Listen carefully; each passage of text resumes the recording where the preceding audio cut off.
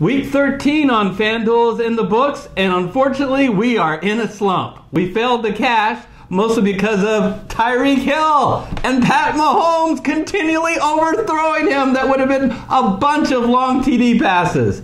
Okay, we'll forget about all that. Turn our attention to Week 14 with a great lineup on FanDuel, and that's coming up next.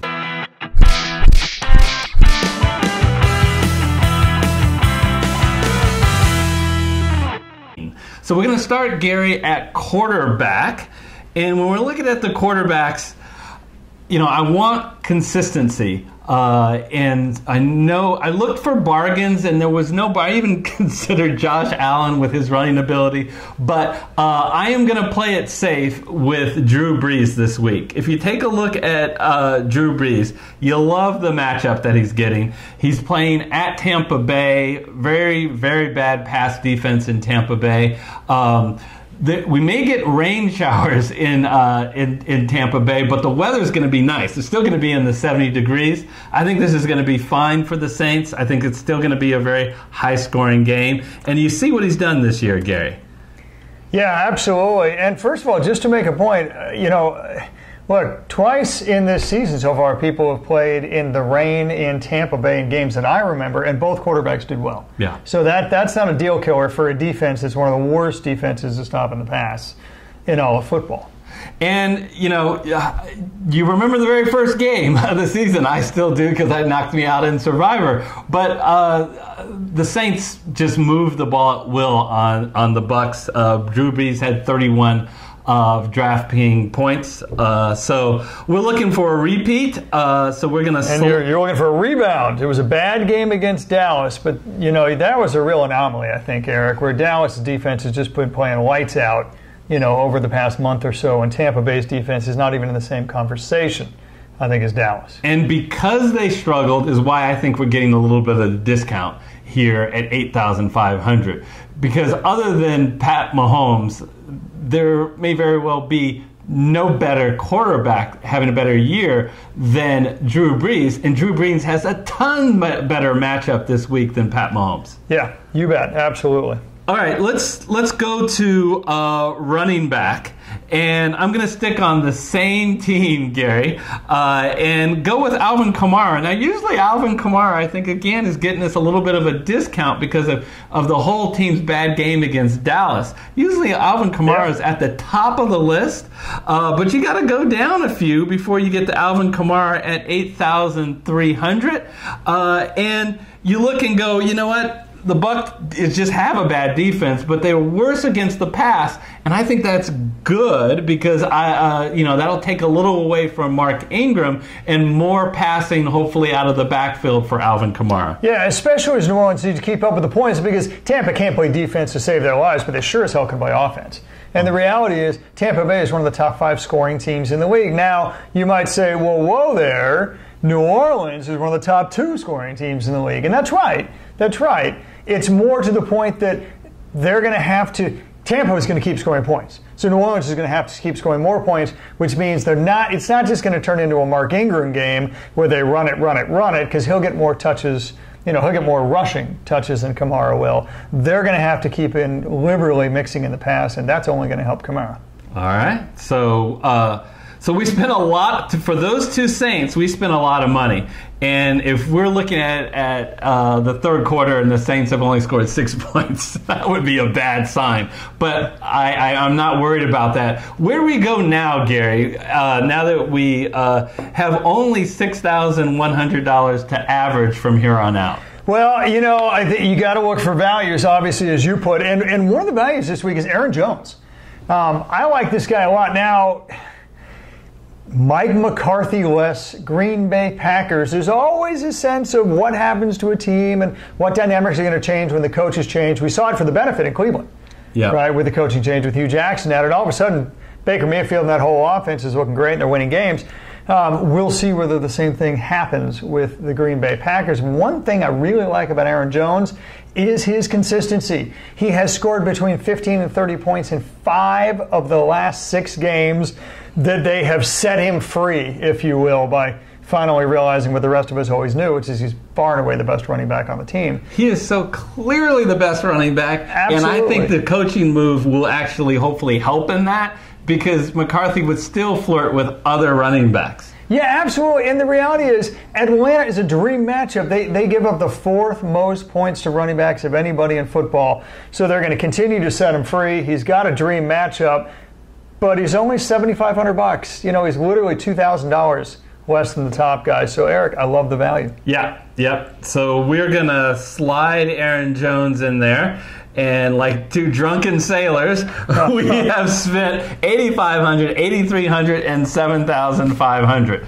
So I think what we see with the rest of the lineup, sometimes in FanDuel's, I have gone kind of stars and scrubs. And I don't have any scrubs in the lineup. I just feel like we have great opportunities here with some value picks. And I am going to turn in wide receiver at $6,300 to DJ Moore. Keep in mind, when you're looking at DJ Moore, he's playing the Cleveland Browns, and there's not any more forgiving defense than the Cleveland Browns. You can see 29th against the pass. And most recently, you can see how they have been utilizing DJ Moore. 8 targets, 9 targets, and 8 targets, and very efficient in that. And the injury to Greg Olsen creates even more opportunities for Moore. Yeah, there you go. More for more. I mean, it's a little bit of a yin-yang, right? Because Funchess is getting back healthy, so that theoretically would hurt more. But, of course, now with the tight end out for the season and maybe his career, we'll see with Greg Olsen, that would help more. So it's kind of a little bit of an up and down kind of thing. And if there's a little thing that I'm concerned about here is check the status of Cam Newton. Carolina really needs to win this game. So if Newton can possibly go, you can bet that he'll be in there. But you might look elsewhere if Newton isn't the starter. Absolutely.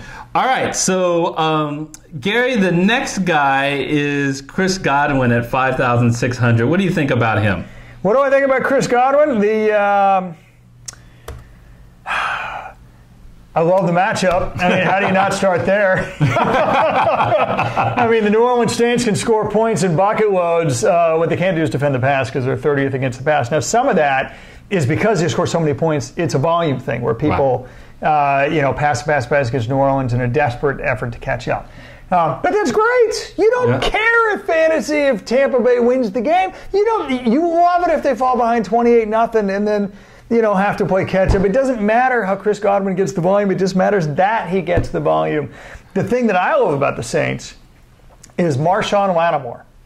I want to stop just sort of saying shutdown corner, but man, wide receiver ones don't do nearly as well against the Saints as wide receiver 2s and wide receivers 3. So Mike Evans is not the best value play this week.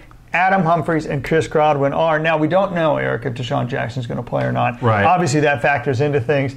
But wide receiver 2, wide receiver 3 this week, you would expect to be in perhaps no specific order, Chris Godwin or Adam Humphries. Eric, I'll admit that Tampa Bay's got a bevy of receivers that they're going to throw to, and Winston's spreading the ball around. But if you just take a look at the last few games, Chris Godwin's doing well. He gets between 60 and 100 yards every game. He actually leads wide receivers in red zone targets for Tampa Bay, which is kind of an interesting statistic because you want that high ceiling. This is a value pick. You want the high ceiling. And, Eric, I think of the receivers, especially with Lattimore going against Evans, if Deshaun Jackson doesn't play, your high ceiling is Chris Godwin. Right. And the other advantage that we're seeing by going with Chris Godwin now is the injury to O.J. Howard. Because Cameron Brate does not give you the production out of that tight end. Now, Brate is an excellent red zone target, definitely. But so is O.J. Howard.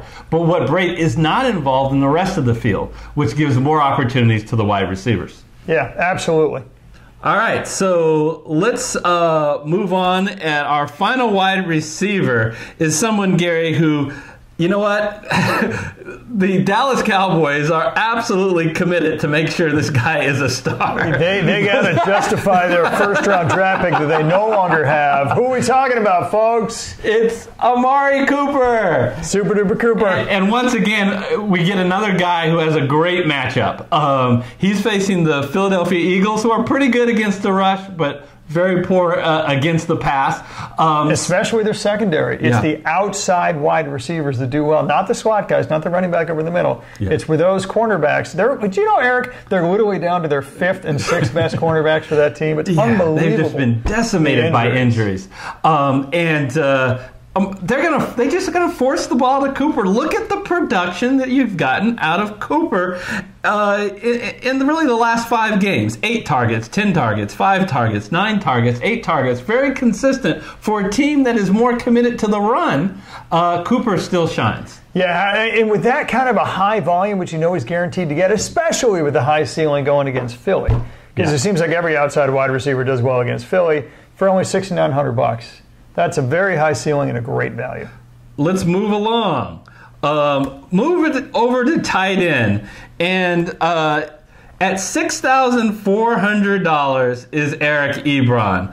Gary, if you ask yourself, how many targets in a game that the Colts couldn't score, 0, could you imagine a tight end get? You happy with 6 or 8 or 10 or 12? Yeah. No, he wrangled 16 targets last week and caught 10 catches. To say he's a focal point of the offense is an understatement. He always was a red zone target. He always was someone they threw in the red zone. But when Jack Doyle was healthy, he wasn't as involved in the rest of the field. Now he's around the rest of the field. This is a game against the Texans. They are not going to get shut out.